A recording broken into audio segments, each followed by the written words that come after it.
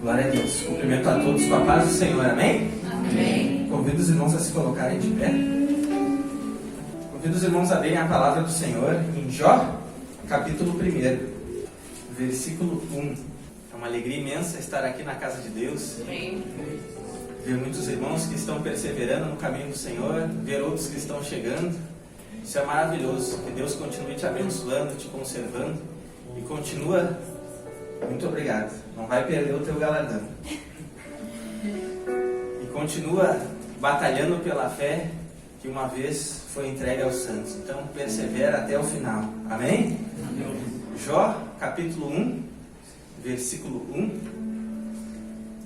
Amém, irmãos? Amém. Diz assim a palavra do Senhor: Havia um homem na terra de Uz, cujo nome era Jó, homem íntegro e reto, temente a Deus e que se desviava do mal. Agora, ainda no capítulo 1, a gente vai pular para o versículo 6. Ainda no capítulo 1 de Jó. Num dia em que os filhos de Deus vieram apresentar-se perante o Senhor, veio também Satanás entre eles. Então perguntou o Senhor a Satanás: De onde vens? Satanás respondeu ao Senhor e disse: De rodear a terra e passear por ela. Perguntou ainda o Senhor a Satanás: Observaste o meu servo Jó? Porque ninguém há na terra semelhante a ele, homem íntegro e reto, temente a Deus e que se desvia do mal. Agora a gente vai pular para o capítulo 2 e o versículo 3. Capítulo 2 de Jó, o versículo 3. Perguntou o Senhor a Satanás: Observaste o meu servo Jó? Porque ninguém há na terra semelhante a ele, homem íntegro e reto, temente a Deus e que se desvia do mal. Ele conserva a sua integridade, embora me incitasses contra ele, para o consumir sem causa. Amém? Quem aqui já orou ou conhece aquele texto de Jeremias que diz assim, ó: Clama a mim e responder-te-ei coisas firmes e fortes que ainda não sabes, que ainda não conheces. Quem conhece esse texto ou já fez essa oração? Amém? Glória a Deus por isso. Eu creio que a mensagem de hoje é uma resposta dessa oração, porque muitas vezes eu clamei a Deus e pedindo a Deus para aprender cada vez mais, porque quando nós nos tornamos discípulos de Cristo, a gente é um discípulo eterno, a gente aprende continuamente, a gente nunca vai saber tudo, a gente aprende continuamente. A Bíblia chega a dizer que aquele que pensa que sabe alguma coisa ainda não sabe como convém saber. Então é aprendendo diariamente com o Senhor. E muitas vezes eu fiz essa oração e ultimamente Jesus tem falado comigo de uma forma mais firme e mais forte, me ensinado coisas que eu ainda não sabia, literalmente como Jeremias profetizou, como Deus falou para Jeremias. Esse livro de Jó que nós lemos é o livro mais antigo da Bíblia Sagrada, por mais que o primeiro livro, quando a gente abre a Bíblia, é Gênesis, ele não é o primeiro a ser escrito. O primeiro a ser escrito foi esse livro de Jó. As pessoas dizem que, os historiadores dizem que esse livro foi escrito por Moisés antes mesmo dele libertar o povo hebreu que estava escravizado lá no Egito. Então esse livro é o livro mais antigo. E ao mesmo tempo, logo que a gente abre e a gente começa a ler esses primeiros versículos, esses textos que nós lemos, são coisas muito profundas. Eu lembro que quando eu li esses textos que nós lemos aqui, eu comecei a pensar: como é que pode um homem ele escrever tudo isso que escreveu nesse texto aqui? É como se ele estivesse vendo o céu aberto e falando ali de uma reunião entre Deus e os anjos, e o próprio Satanás participa dessa reunião no momento. Eu fiquei imaginando como é que pode um homem escrever e falar sobre isso, como é que ele viu isso, como é que ele pôde descrever como é que foi isso. Esse livro é muito poderoso. Creio que esse personagem chamado Jó, depois de Jesus, na Bíblia Sagrada, eu vejo que ele é o personagem que mais sofreu.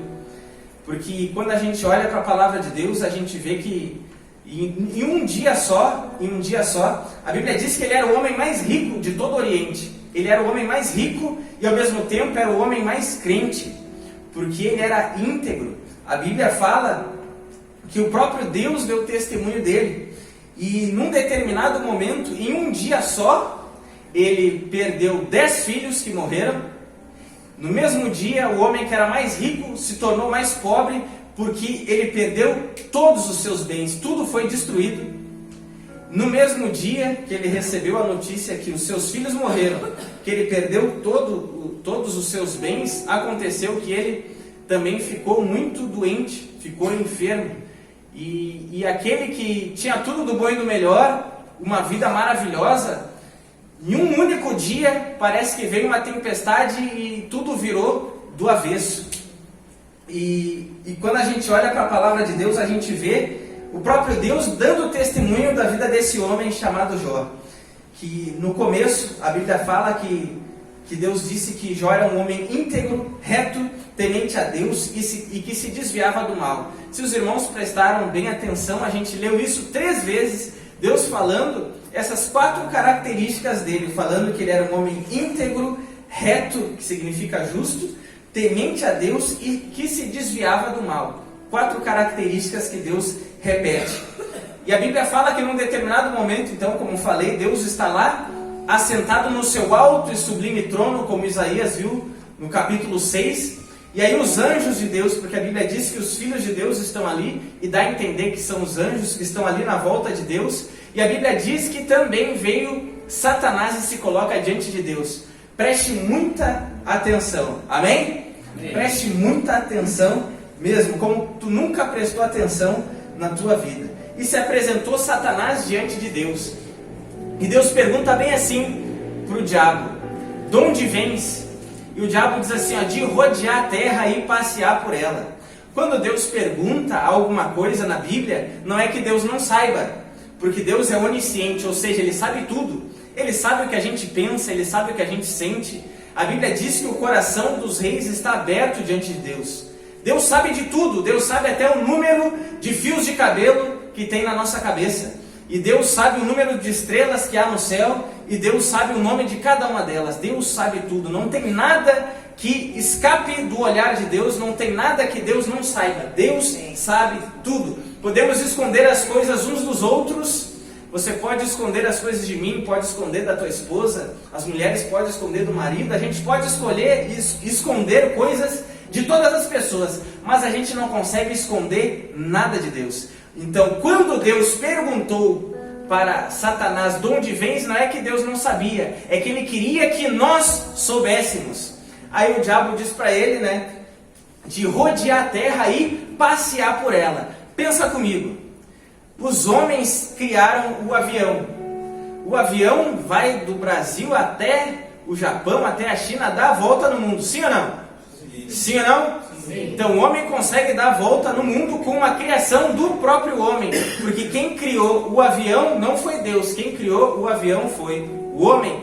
Deus deu sabedoria, deu inteligência, deu criatividade suficiente para que o homem pudesse criar o avião. Se o homem foi capaz de criar algo que consegue atravessar o mundo inteiro, tu acha que Deus não poderia criar seres que também podem atravessar o mundo inteiro? Quando o diabo diz que ele rodeou a terra e passeou por ela, não era apenas a cidade de Uz, não era a terra de Uz, mas era o planeta inteiro.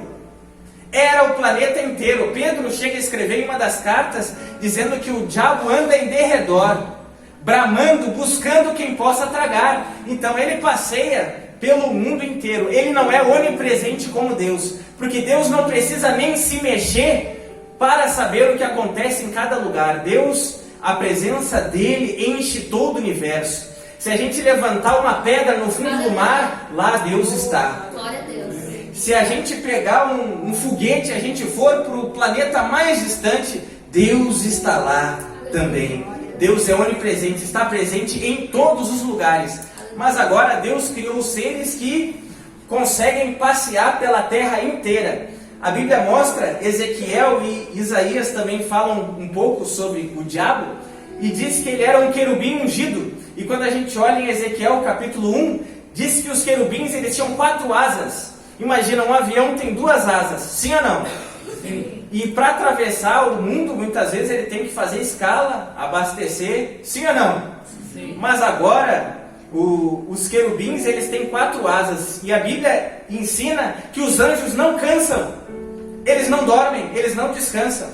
Então, com 4 asas ele consegue passear pela terra sem cansar, sem precisar abastecer. Porque Deus criou seres que são muito superiores a qualquer coisa que a gente possa criar. Quem entendeu, levanta a mão. Quem entendeu, levanta a mão até aqui. Então, o diabo ele passeia pela terra inteira. Deus não fez o diabo caído.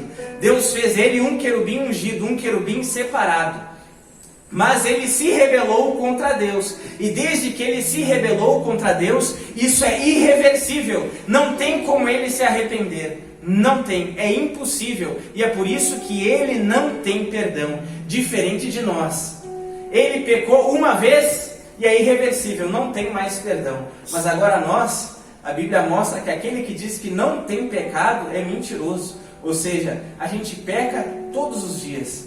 Mas se a gente colocar o joelho no chão, se a gente se arrepender, confessar a Deus, a Bíblia diz que aquele que esconde o pecado não prospera, mas aquele que confessa e deixa alcança misericórdia. Ele não tem perdão, mas tu tem perdão, em nome de Jesus. Então, e aí lá está o diabo nessa reunião, e Deus diz bem assim para ele, para o diabo: viste meu servo Jó?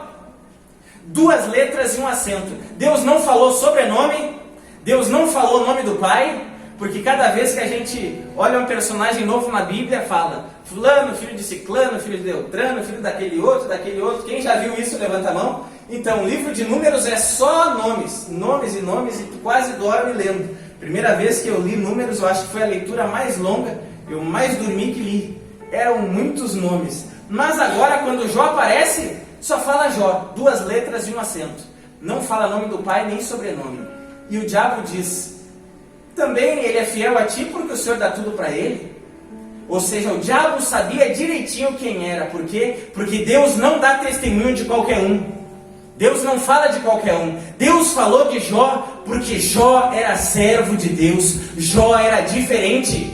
Deus disse: homem íntegro, reto, temente a mim e que se desvia do mal. Deus diz: não tem ninguém no Oriente semelhante a ele. Ele era um homem diferente, era um homem totalmente fiel a Deus. Ele era servo de Deus. E o diabo sabia direitinho quem era, mesmo sem Deus precisar dar maiores explicações.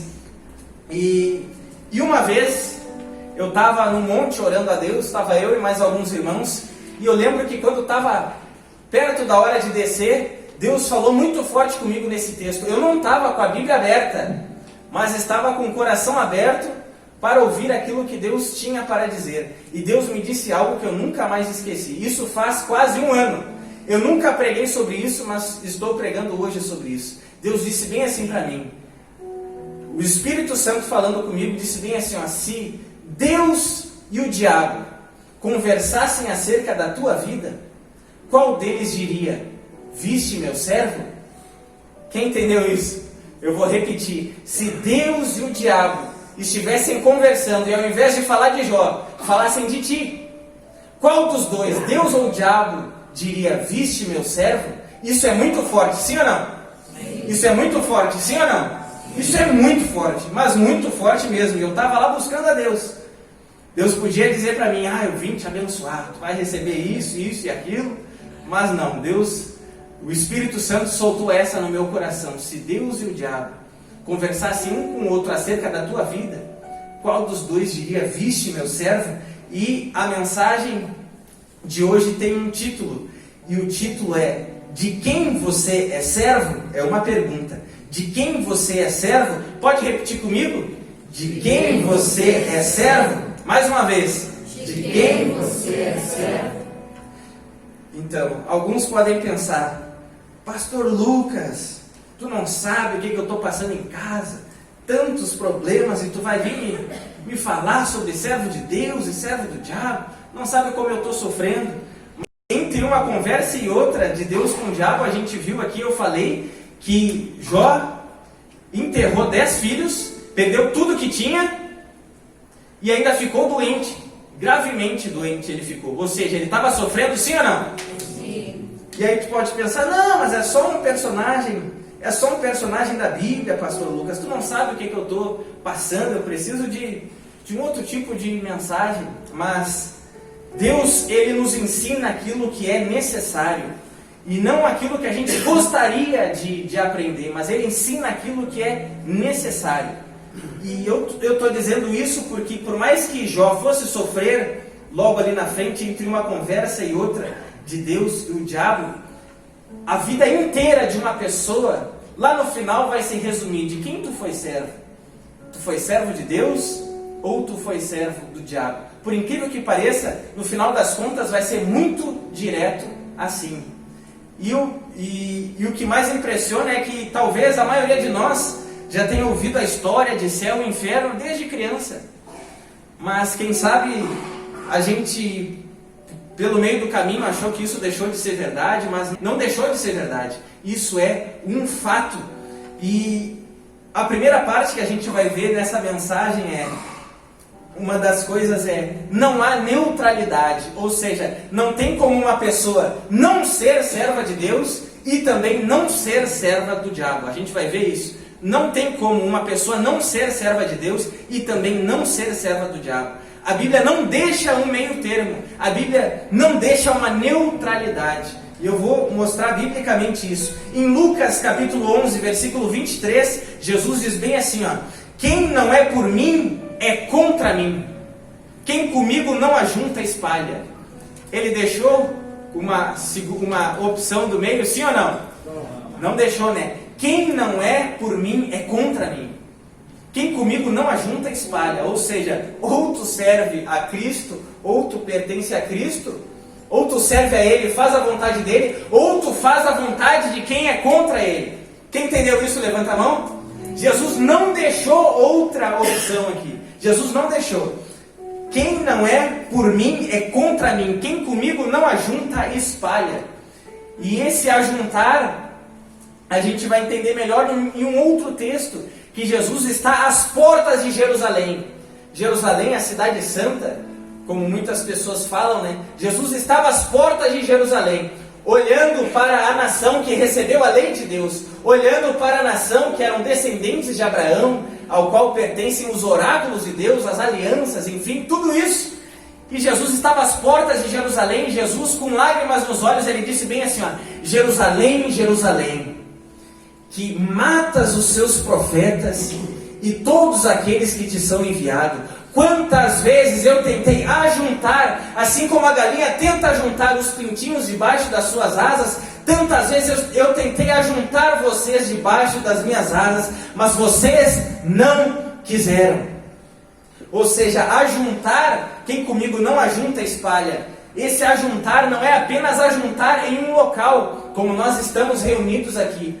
Ajuntar debaixo de um telhado não é a mesma coisa que ajuntar debaixo das asas de Cristo. Porque a gente vê que essas pessoas de Jerusalém, todas elas iam ao templo. Todas elas iam ao templo, mas Jesus está chorando, dizendo: tantas vezes eu tentei reunir vocês debaixo das minhas asas, mas vocês não quiseram. Ou seja, estar debaixo de um telhado, de um templo, não é a mesma coisa que estar debaixo das asas de Cristo. Vir até debaixo desse telhado a gente veio fisicamente, mas agora para estar debaixo das asas de Cristo, não é fisicamente, é espiritualmente. A gente entra debaixo das asas de Cristo quando a gente deixa a palavra de Deus entrar no nosso coração e nos transformar. No momento que essa palavra entra em nós, nos transforma e a gente se arrepende, é nesse momento que as asas de Cristo se abrem. Na realidade, as asas dele estão sempre abertas, assim como ele morreu de braços abertos, e ele está nos chamando, pronto a nos receber. E a questão é: tu quer isso? Tu quer te voltar para ele? Tu quer te colocar debaixo das asas dele? Então, E quando Jesus diz bem assim, a Jerusalém, Jerusalém, que matas os seus profetas e todos que te são enviados. Os profetas e esses que eram enviados eram aqueles que também tentaram inserir as pessoas debaixo das asas de Deus, porque eram eles que tinham a mensagem da verdade e que falavam, comunicavam para as pessoas, para que elas pudessem acreditar. E a maioria desses profetas que faziam isso e que foram mortos, a maioria deles, a mensagem deles era mais forte, era mais dura do que essa. E as pessoas mataram eles. Alguns foram decapitados, outros foram crucificados, outros foram cerrados ao meio. Por quê? Porque as pessoas não aceitaram a mensagem. Como eles não deixaram de pregar, as pessoas acabaram tirando a vida deles. E isso era o povo de Jerusalém. As pessoas que iam ao templo, as pessoas que davam dízimos, ofertas, as pessoas que sacrificavam para Deus, as pessoas que levantavam as mãos e cantavam cânticos para Deus, foram essas pessoas que assassinaram os profetas.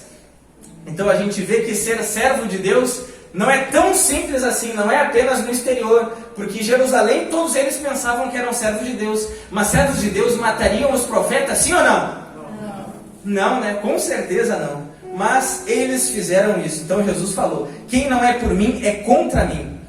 Primeiro a gente vai ver o que significa servo. A palavra servo. Quando a gente olha para a Bíblia, servo é a mesma coisa que escravo. Porque o servo, ele faz totalmente a vontade de um senhor. Ele faz totalmente a vontade de alguém. Eu estava com sede, a irmã veio e me trouxe água. Só que ela não é minha serva, mas ela serviu. Ela serviu em um momento, momentaneamente. Mas uma pessoa que é um servo, ele não serve apenas uma vez, de uma forma pontual, mas ele serve continuamente. Ele faz continuamente a vontade do seu Senhor. Quem entendeu isso, levanta a mão. Agora esse texto eu vou te convidar para abrir comigo. Segunda carta de Paulo a Timóteo, capítulo 2, a partir do versículo 24. Diz assim, ora, é necessário que o servo do Senhor não viva a contender, e sim deve ser brando para com todos, apto para instruir, paciente, disciplinando com mansidão os que se opõem ao Evangelho, os que se opõem, na expectativa de que Deus lhes conceda não só o arrependimento para conhecerem plenamente a verdade, mas também o retorno à sensatez. E essa parte aqui que era que eu queria chegar. Livrando-se eles dos laços do diabo, tendo sido feitos cativos por ele, para cumprirem a sua vontade. Então, Paulo está dizendo para Timóteo aqui, que até a pessoa se converter, antes da pessoa se converter, e as escamas caírem dos seus olhos, para que ela conheça a verdade, se arrependa, né? Até antes da pessoa se arrepender, ela está presa com os laços do diabo, para fazer a vontade dele.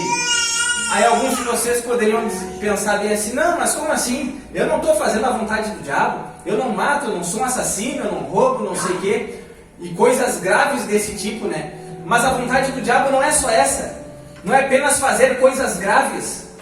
A vontade de Deus é que a gente obedeça ao que está escrito, porque a vontade de Deus está explícita aqui, na sua palavra. Uma pessoa que segue aquilo que está escrito, ela está cumprindo a vontade de Deus. A vontade do diabo é que a gente ignore e não obedeça ao que está escrito.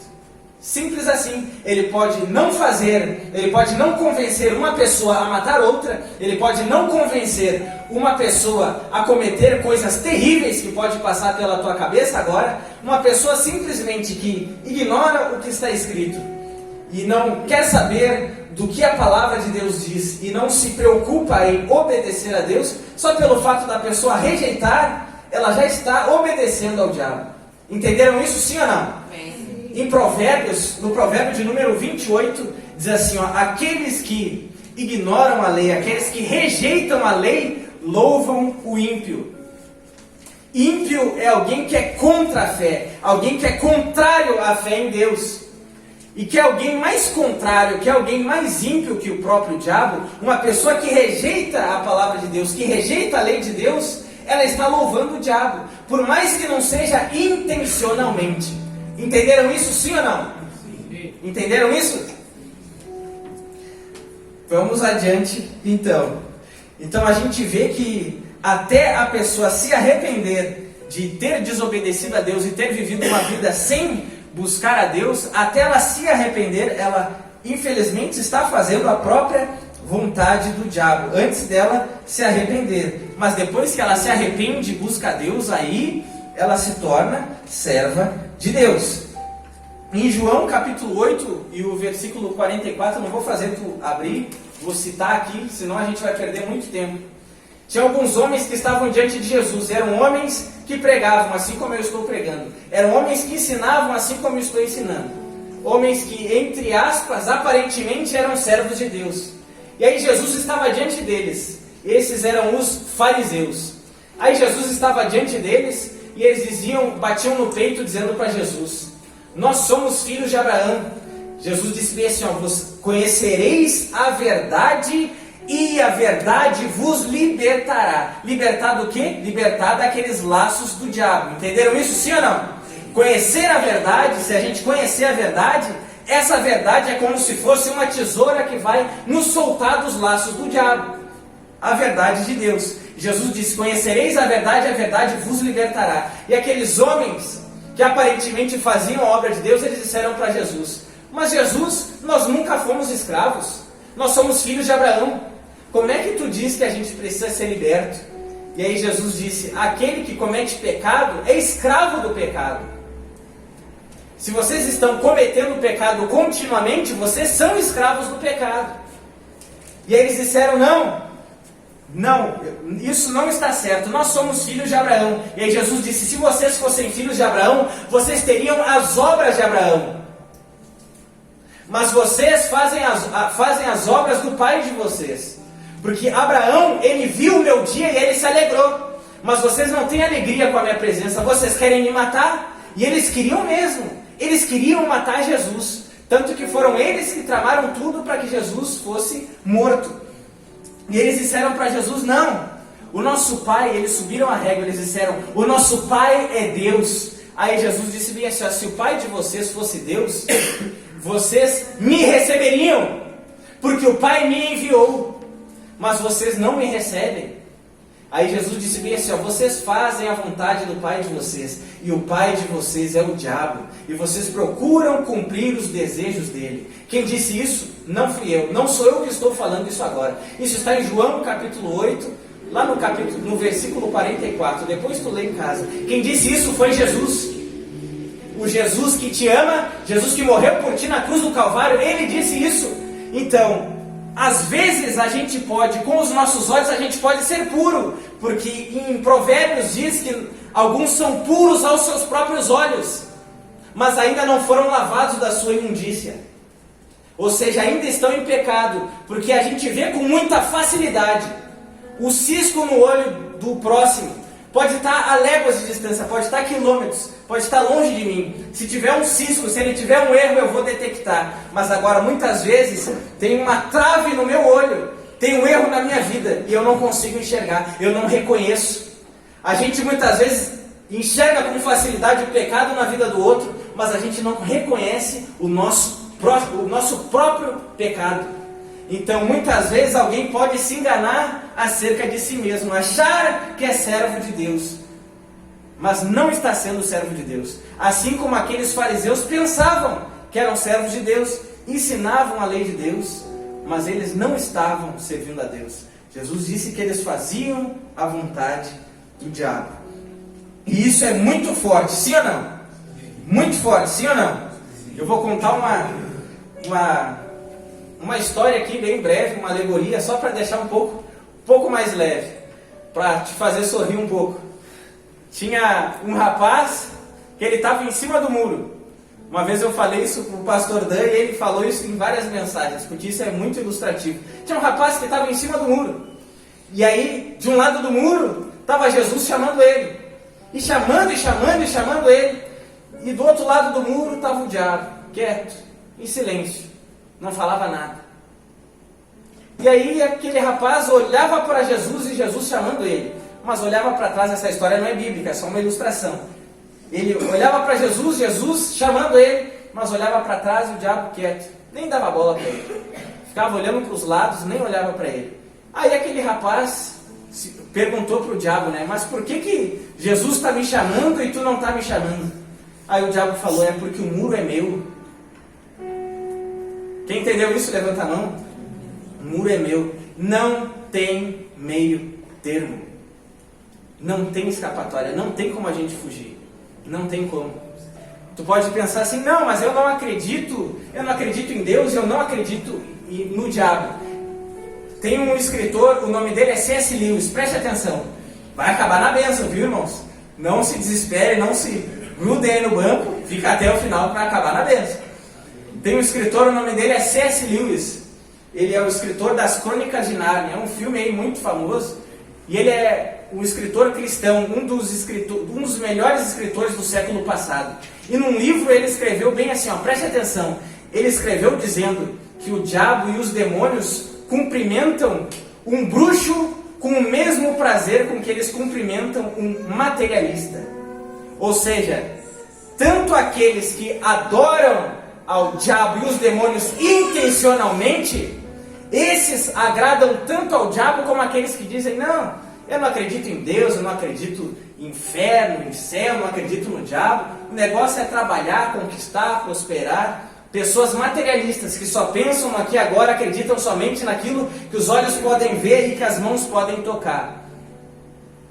Se a pessoa não tem fé, não quer buscar Deus, o diabo nem se preocupa em convencer ela para atrair ela para o lado dele, porque ele já está satisfeito em simplesmente fazer a pessoa não buscar Deus. Quem entendeu isso, levanta a mão.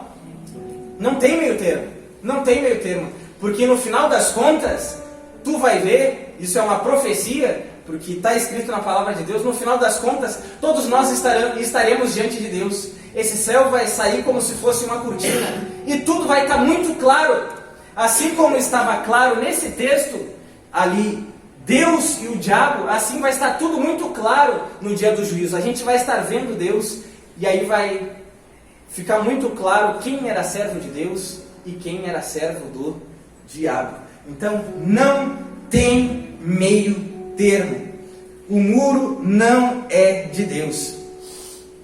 Assim como, para que os irmãos possam entender melhor, tinha uma mulher que ela queria muito um milagre. A filha dela, ela estava possessa por espíritos malignos. E ela foi correndo até Jesus, ela não era do povo de Israel. Ela foi correndo até Jesus e ela clamava a Jesus, e os discípulos olharam para trás, viram que ela era sírio-fenícia, que ela não era de Jerusalém, não era de Israel. Eles desprezavam, porque os judeus eles desprezavam os gentios. E até depois de Jesus subir, mesmo Jesus dando a ordem para eles pregar até os confins da terra, os apóstolos, até certo ponto, eles se negaram aí as nações pregar. O primeiro a fazer isso de forma aberta e literal foi Paulo, que deu a vida dele pelo evangelho. Só depois os outros foram sair. Aí os apóstolos olharam para trás, olharam para aquela mulher e disseram para Jesus, despede essa mulher que está nos incomodando, gritando. Nem estavam chamando por eles, estavam chamando por Jesus, mas eles ali se sentindo os tais porque estavam do lado de Jesus. Aí Jesus se virou e disse para ela, não é lícito dar o pão que é para os filhos, para os cachorrinhos. Eu vim para as ovelhas perdidas da casa de Israel. Jesus naquele momento estava dizendo que ele veio primeiro para Israel. E a mulher disse bem assim, ó, mas até as migalhas que caem da mesa dos filhos, os cachorrinhos se alimentam e ficam alegres com isso, se saciam com isso. E eu quero utilizar isso como uma analogia para que os irmãos possam entender que as migalhas de adoração que caem da mesa do Pai, do Filho e do Espírito Santo já serve e sacia o diabo e os demônios. Todas as vezes que a nossa adoração não é exclusivamente para Deus, mas ela é desviada de Deus, o diabo está sendo adorado de alguma forma. Entenderam isso, sim ou não? Jesus ensinou dizendo bem assim, ó, é impossível servir a dois senhores. Aí ele disse, ou servir a Deus ou servir as riquezas. Vê que Jesus nem falou do diabo. Não falou, ele falou de Deus e falou das riquezas. Porque as riquezas era um disfarce do diabo. Todas as vezes que a gente adora algo que não é Deus, que não é exclusivamente a Deus, o diabo está sendo adorado de alguma forma, por incrível que pareça. É por isso que quando o diabo quis a adoração de Jesus, ele disse para Jesus, levou ele até o alto do monte e disse, olha todos esses reinos aqui, eu vou te dar tudo, se tu prostrado me adorares. Jesus olhou para ele, Jesus não disse para ele, não, eu não vou te adorar. Jesus não disse isso. Jesus disse bem assim para ele, está escrito, adorarás ao Senhor teu Deus, e só a Ele servirás. Só a Ele servirás. Somente a Ele servirás. O que Jesus estava ensinando aqui? Que a única forma do diabo não ser adorado é quando a nossa adoração é exclusiva de Deus. É somente para Deus. Quando a gente adora somente a Deus, aí a gente não está adorando o diabo. Mas agora, quando a gente não adora exclusivamente a Deus, por incrível que pareça, a gente está adorando ao diabo de alguma forma. No hebraico, a palavra adoração é a mesma usada para servir e para trabalho. Adorar e servir é a mesma coisa. Servir, ser servo, é fazer a vontade de alguém. E nós vimos que a pessoa, antes de se arrepender, ela está presa fazendo a vontade do diabo. Então, quando a pessoa não está adorando exclusivamente a Deus, e ela está servindo ao diabo, está adorando ao diabo, por incrível que pareça. Isso é muito direto e muito forte, sim ou não? Sim. Muito forte. Mas isso é verdade, sim ou não? Sim, sim ou não? Sim. Sim, sim, é verdade. O inimigo, ele procura cegar. Ele procura cegar as pessoas. E elas não percebem que elas estão servindo a ele. Não precisa a pessoa ver nitidamente. Isso é algo que a pessoa não sabe. Não é com a intenção que ela faz a vontade dele. Porque há uma trindade do bem, que é o Pai, o Filho e o Espírito Santo. Os três são Deus, os três formam um único Deus. O Pai, o Filho e o Espírito Santo. É uma trindade. É a trindade do bem, a Santíssima Trindade. O Pai, o Criador, o Filho, Jesus Cristo que morreu por nós na cruz do Calvário, e o Espírito Santo que nos convence do pecado, da justiça e do juízo. O Espírito Santo que nos consola quando a gente está triste e tem uma perda. O Espírito Santo que nos fortalece quando a gente está fraco. O Espírito Santo que nos dá o entendimento para que a gente possa entender a palavra de Deus. O Espírito Santo que abre os nossos olhos para que a gente possa compreender o que a gente lê. Os três são a trindade do bem, mas há uma trindade do mal. A trindade do mal é o diabo, o mundo e a carne. Uma pessoa que ela serve ao diabo, obviamente, ela é contra Deus. Sim ou não? Sim. E a Bíblia diz em Tiago, aquele que é amigo do mundo é inimigo de Deus. Está escrito isso, sim ou não? Sim. Porque a amizade do mundo é inimizade contra Deus.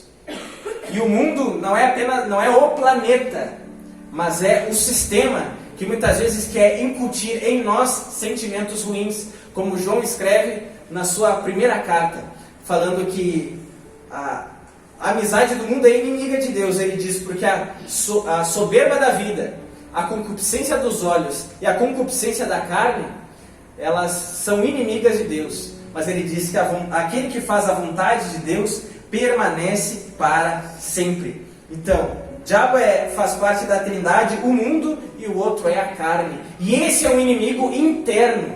E esse é o pior de todos, porque a carne é a nossa inclinação para o mal, a nossa inclinação para o pecado. Em Gálatas, capítulo 5, fala das obras da carne. E fala várias coisas ali, fica de tema de casa. Gálatas, capítulo 5. Se os irmãos forem ler as obras da carne, no final vai dizer que aqueles que praticam tais coisas ou coisas semelhantes àquelas ficarão de fora. Ficarão de fora do quê? Ficarão de fora do reino de Deus, ou seja, serão condenados. O mundo, o diabo e a carne é uma trindade do mal. Há então um inimigo interno, que é a nossa carne, mas também pode ter um aliado interno, e esse aliado é o Espírito Santo. Quando uma pessoa ela ela se volta para Cristo, o Espírito Santo passa a morar dentro dela. E o Espírito Santo capacita essa pessoa para que ela possa fazer a vontade de Deus. A mensagem até esse ponto aqui eu sei que foi muito direta, sei que foi muito forte. Alguns podem estar pensando, ele está falando isso, ele acha que é o santarrão, é o mais santo de todos, é perfeito, porque é natural. As pessoas, naquela época dos apóstolos, elas também tinham o mesmo pensamento quando alguém ensinava o que estava escrito. Mas não se trata de quem está falando, se trata de quem é a palavra. Se Deus é santo, a palavra é santa. Sim ou não? Amém.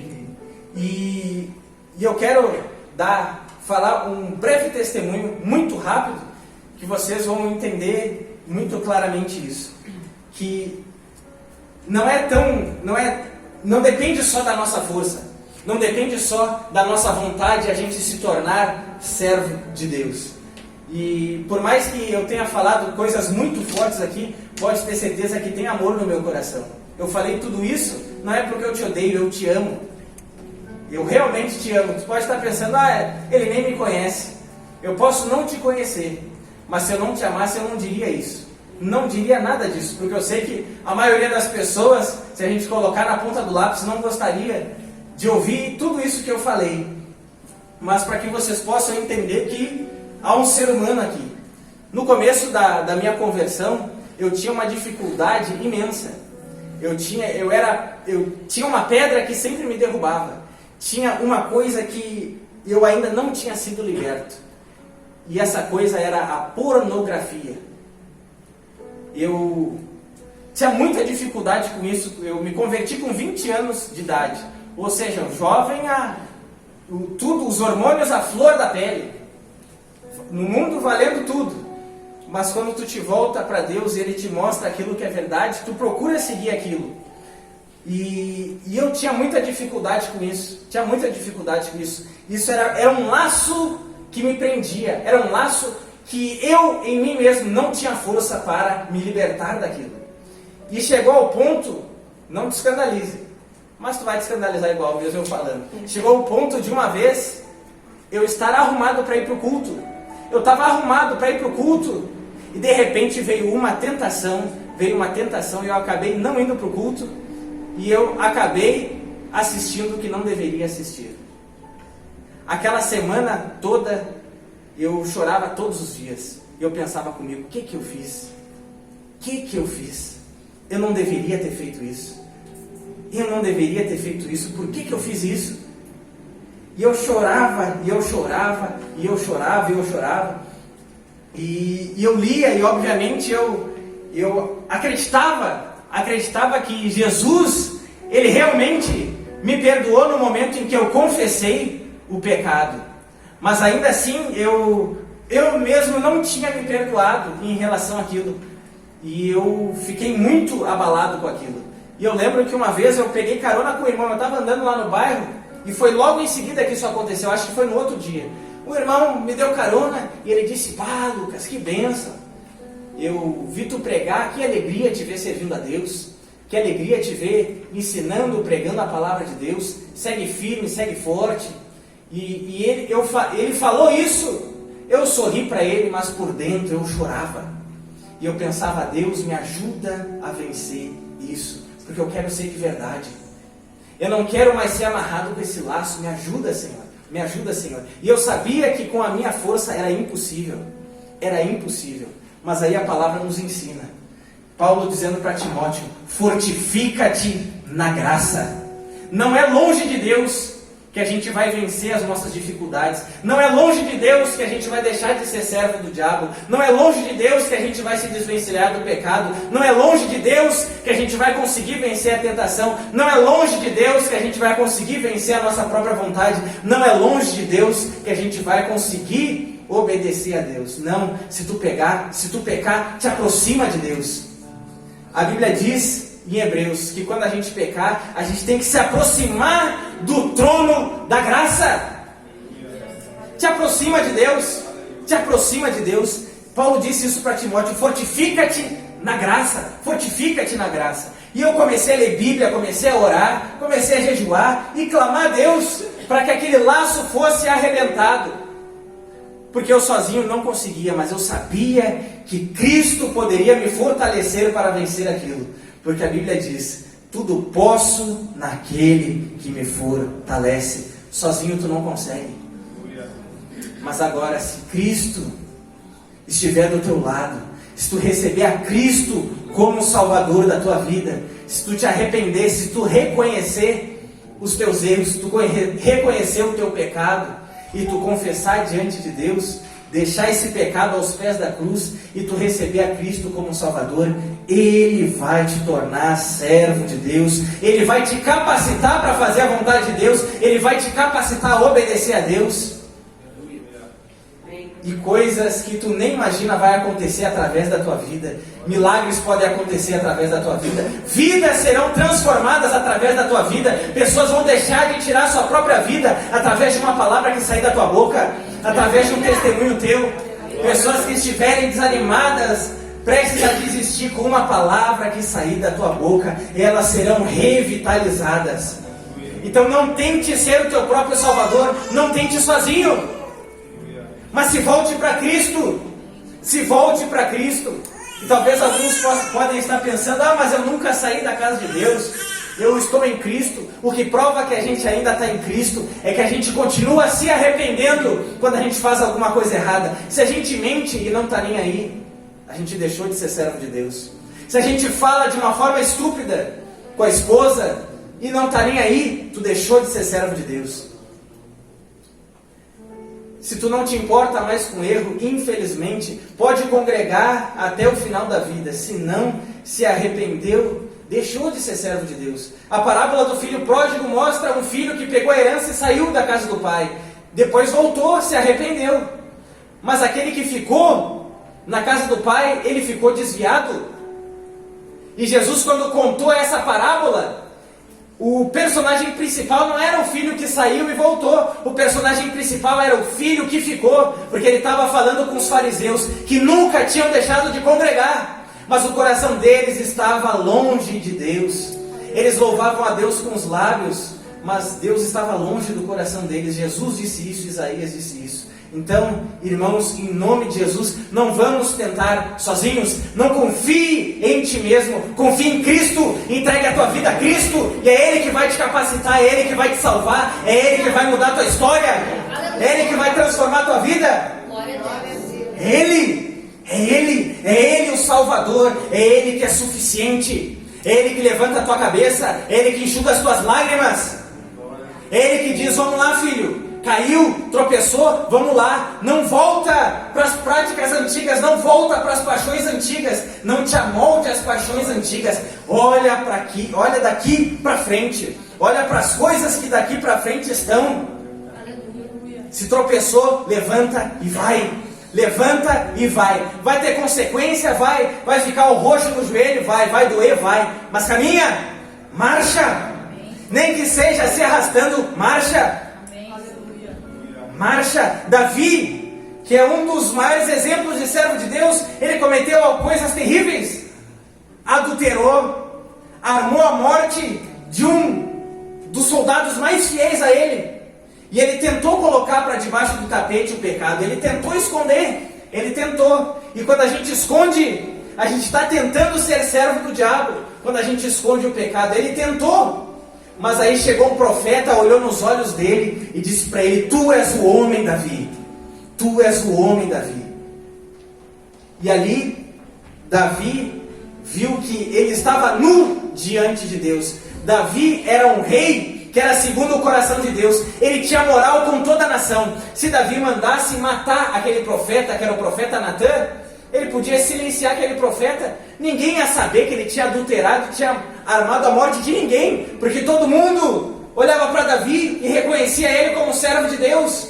Mas Davi mostrou ser servo de Deus não pela aparência. Ele pegou uma pena, molhou no tinteiro e ele escreveu o Salmo 51. Ele disse: pequei contra ti, Deus, contra ti somente eu pequei. O Senhor será justo quando me julgar.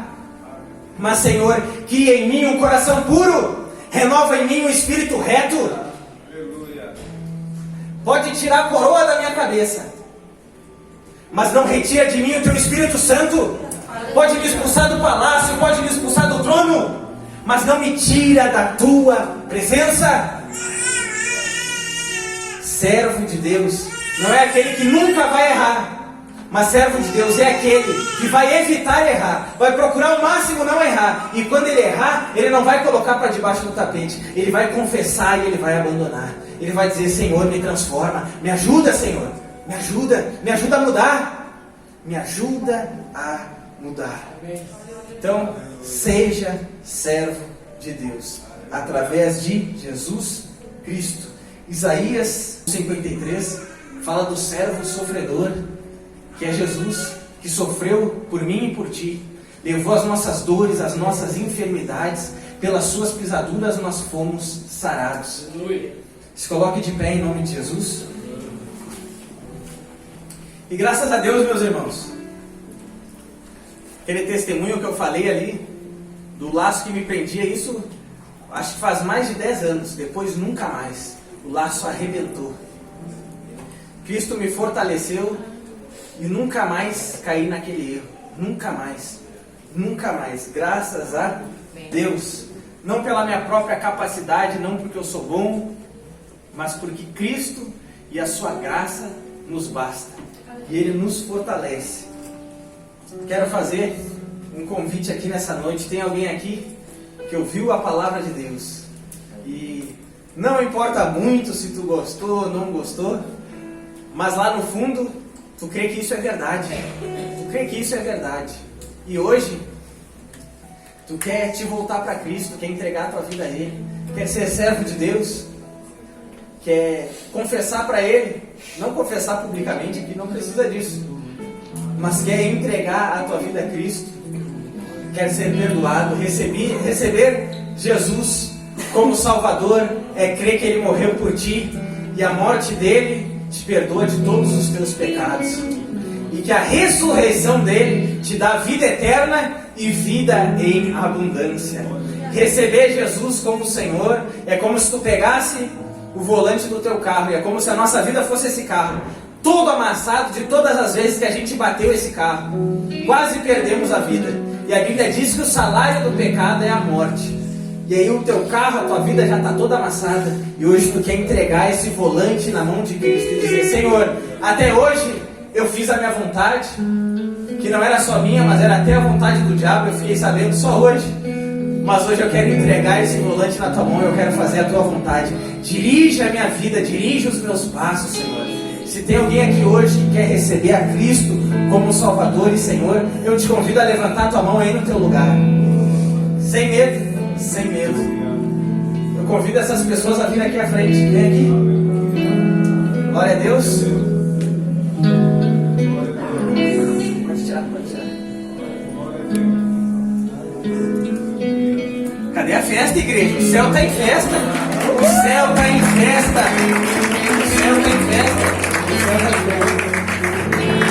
Sei que alguns estão em estado de choque, mas te alegra.